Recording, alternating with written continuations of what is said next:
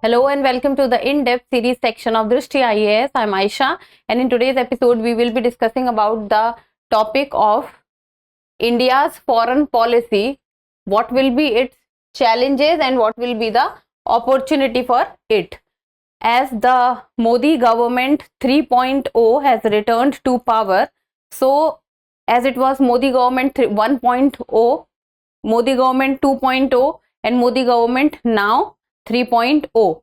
So over the years, over the last decade, because the government was same and the leader was also same, so there has been a constant road with regard to the India's foreign policy, how India has behaved and how India has been with regard to its neighbors in the last one decade. So what has been the challenges and what will be the opportunities with regard to its foreign policy.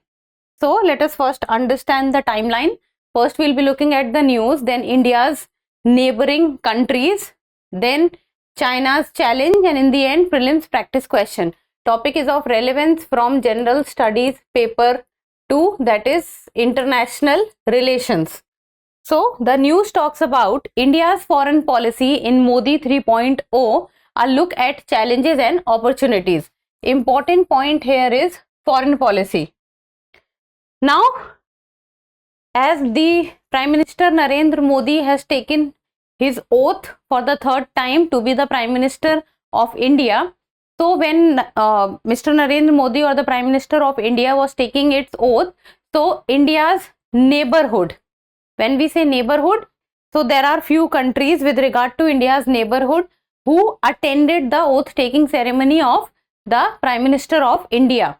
So the next 5 years will present both challenges and opportunities for India in various fronts of the world, and there will be some calibration and resetting of the agenda of a specific region, like for example the Middle East, the Europe, that is the Russia-Ukraine sides, and depending on the changing global situation and Indian strategic imperatives. And the leader of the 7 countries in India's neighborhood, that is Bangladesh, Bhutan, Nepal, Sri Lanka, Maldives, Mauritius and Seychelles. And these are the countries which attended the swearing in ceremony of the Prime Minister of India. And Pakistan, Afghanistan and Myanmar were not invited for the oath taking ceremony, even though they are also neighbors of India. So with regard to these neighbors of India, let us see what will be India's challenges and what will be the opportunities. So let us begin with Pakistan. So a nation with which we hold or we have such high intensity historical ties, be it historical ties, cultural ties, societal ties, and we also share the maritime border and also the land border with Pakistan, but also a country with which we are not at good terms, and the prime reason being security, terrorism. So Pakistan, the situation with Pakistan deteriorated since the time of 2014 and 15, and specifically if we talk about, then it was the year 2016, the Pathankot and the Uri terror attack, and then in 2019 the Pulwama and the Balakot strike.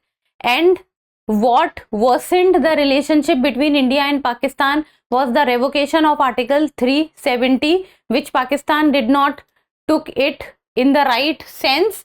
It was in the year 2019, and India has been very clear with Pakistan with regard to that terror and talks cannot go hand in hand, and Pakistan needs to find a solution for its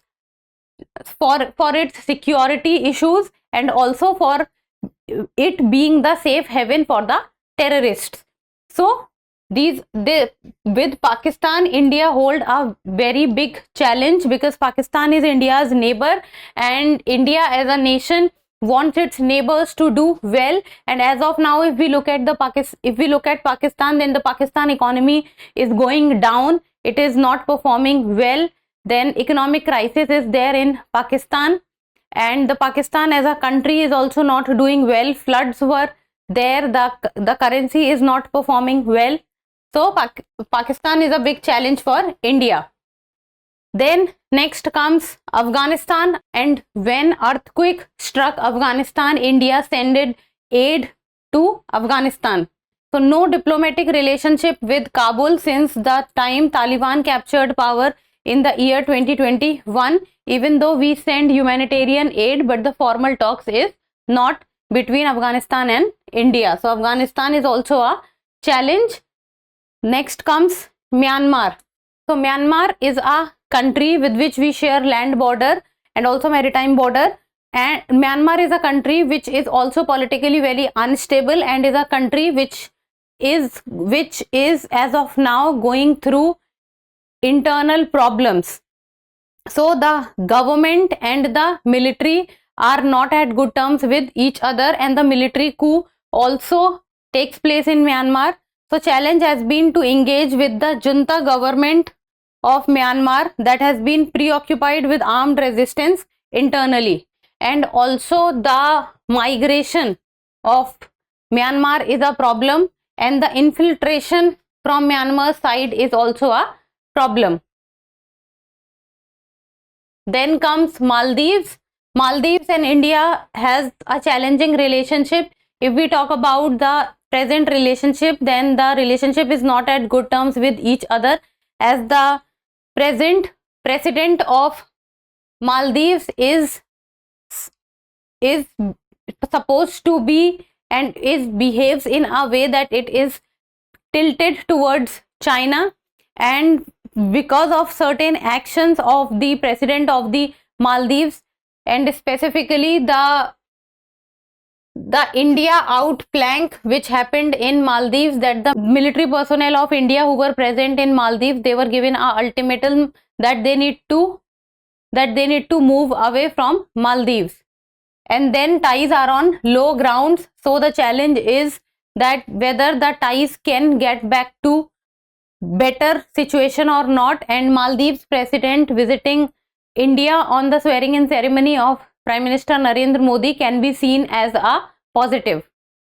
Then comes Bangladesh. Then Bangladesh is our neighbor, and both India and Bangladesh have a common purpose in countering extremism, radicalization and terrorism. So these are the things which are common between India and Bangladesh, and both want to bring it at a good level. And the problem between India and Bangladesh is with regard to the infiltrators, and also with regard to the people moving and crossing the border is also a issue between India and Bangladesh. Then Bhutan. Bhutan is a country which works as a buffer state between India and China, and India supports Bhutan and India supports Thimphu and also gives them various kind of aids and grants, and China is also trying to negotiate with regard to the border issues with Bhutan. So because it lies between India and China, then India would not want Bhutan to be tilted towards China. So the challenge is to not allow Bhutan to be tilted with regard to China, and also Bhutan should be neutral and or in favor of India. So this is a challenge. Then comes next, that is Nepal. With Nepal also India has a very delicate relationship, and it is a very big challenge because Nepal in last few years have also shown a pro-China attraction or pro-China behavior. So Chinese influence can very well be seen because China has also invested a lot in Nepal with regards to its infrastructure. And then the map dispute is also there with India. So this map dispute is a point of contention between Nepal and India's relationship. Next comes Sri Lanka. So India has a goodwill reputation in Sri Lanka, and specifically when India helped Sri Lanka when Sri Lanka was going through the worst ever economic crisis, and the economy was also not performing well, and the country was under huge debt. So goodwill gained by India on the Sri Lankan street after helping out the island nation's financial crisis.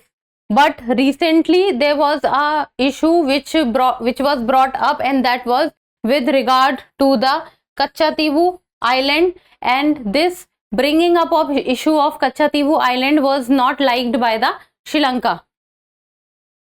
Then comes Seychelles and Mauritius. Seychelles and Mauritius we share our maritime boundary with, and these are small island nations. They are known for its tourism. The economy is tourism based, and India plans to help upgrade port infrastructure in these two countries as a part of India's maritime diplomacy and security effort. Like for example, the Egaliga island in Mauritius was recently developed by India, and the Assumption Island in Seychelles is, as of now, is a challenge for India. Then comes the China challenge, and India, if we talk about its neighbors, then two of the neighbors of India are very volatile, that is Pakistan and then China. So with China, the rivalry with regard to the boundary disputes has been very old. This is not new, and as of now also there is one point with China that is a point of contention between India and China, and that is the boundary dispute. So be it Galwan Valley boundary dispute, be it boundary disputes in Arunachal Pradesh, or you can say that the India-China border in itself is a point of contention between China and India. So the biggest challenge is that the troops of both sides should move back, and a mutual decision should be taken, but that is difficult to reach. So New Delhi wants complete disengagement and then de-escalation of the troops from both sides, but there is a very high frequency and a high number of personnel deployed at the border, so it is very difficult and a very time-taking process to move away or to de-escalate the troops.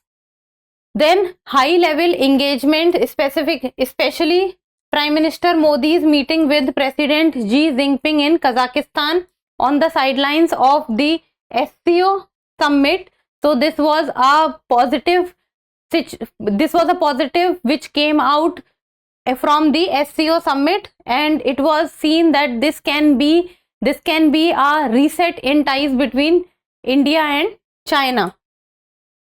And then if we talk about the opportunities part, then opportunities part with regard to India's foreign policy can be with US, it can be with European countries, it can be with regard to Russia or Africa continent as a whole, and then comes the Middle East. Opportunities in the sense that India and US shares good relationship, and the relationship has been going up with each passing day or month, and then the trade relationship between India and US is also good. India shares a trade surplus with US, and the political relationship and also with regard to the goodwill relationship, so India and US is doing well. And then European countries as a whole, India is building new and a good relationship, and as the Russia-Ukraine war is going on, even though Russia has been a very old ally of India, but still India is managing the relationship of India and Europe with dignity. Then comes Russia. The opportunities lies with regard to that India and Russia traded in oil, and India paid back in rupees. So it was the domestic currency in which India paid, and that also worked with regard to the promotion of the internationalization of rupee. And then comes the Middle East. So India shares a very good relationship with the Middle East, and the reason being that India has a very good relationship with UAE. So UAE is one of the major trading partners of India also, and India has a very large diaspora in Middle East, in which sends back remittance also, and India receives the highest remittance in the world. So with regard to complete Middle East, be it UAE, be it Kuwait, Qatar, a lot of Indians go and work there, and the relationship is also improving with regard to the financial transactions, with regard to the you can say rupee dirham agreement which took place, and then the working of the RuPay card of India, and also the financial transactions taking place in the domestic currencies. So India is performing really well. And then African continent is a continent which is full of natural resources, and India being in a good relationship with Africa and is also building better relationship in the future. And a big challenge lies with regard to China also, because China is also increasing its movement in African continent. And if we see that the cheetahs that we imported, or the cheetahs that came to India, was also from the African continent. So and then also with regard to the Prime Minister of India visiting different African nations, and as a whole also investing in Africa, and also trying to develop infrastructure in Africa so that trade can be done better.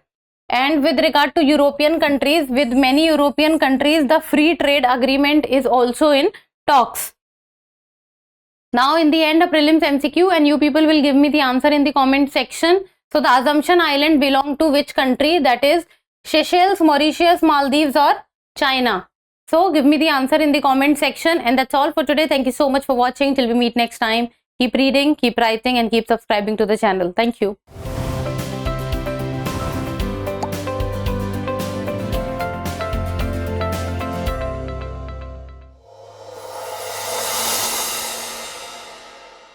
For more informative content, like, share and subscribe, and do not forget to press the bell icon to get the notifications.